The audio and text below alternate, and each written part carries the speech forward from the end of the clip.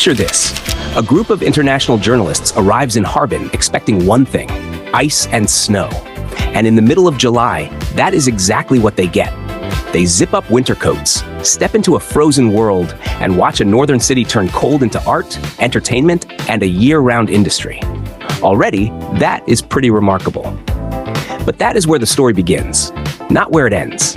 Soon, they are meeting the designers behind these enormous ice worlds. The people turning ordinary blocks of ice into architecture, fantasy, and experiences visitors can enjoy in any season. And then, the entire story changes direction. At Harbin Institute of Technology, the conversation moves from ice to orbit. Satellites, space engineering, research that raises much bigger questions about where China is today and how far it hopes to go next.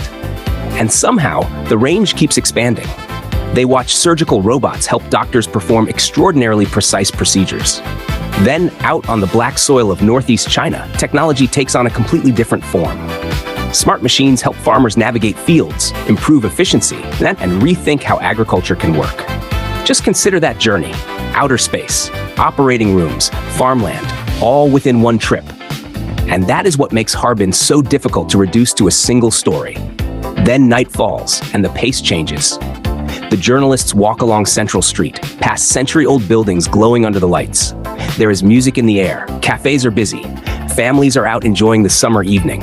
And for a moment, China is not a political concept or a breaking news headline. It is simply people living their lives. But then, the mood changes. The journey takes them to the museum documenting the crimes of Unit 731. This is the heaviest part of the visit, and it needs to be approached quietly. Because understanding a city does not mean seeing only what is beautiful, innovative, or easy to celebrate. It also means seeing how that city preserves evidence, carries memory, and passes difficult history to the next generation. And suddenly, the whole journey begins to make sense. This was never simply a story about ice, or technology, or even Harbin. It was about how all of these things can exist in the same place.